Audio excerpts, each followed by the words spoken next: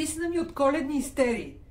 Аман вече, само реклами, от всякъде, купи, продай, направи, организирай. Въпреки това, аз напълно и безрезервно се приемам и обичам точно такава каквато си. Писна ми, само реклами, всеки те дърпа на някъде, непрекъснато нещо да организираш, нещо да направиш. Дай парите, дай парите, дай парите. Че откъде пари? На мен някой дава ли ми пари за празници? Не.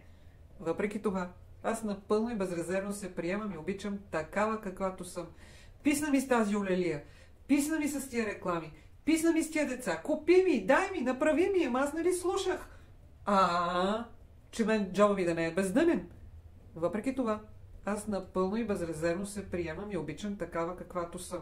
А за мен кой ще помисли? На мен кой ще ми организира? На мен кой ще ми даде подарък? А мен някой казва ли, ето вземи, без пари е, най-прекрасното, най-доброто, точно като за тебе.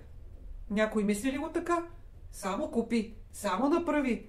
Нямам сили, не мога повече. Стресирах се. Ужас. Вече като чуя празници, цялата настръхвам.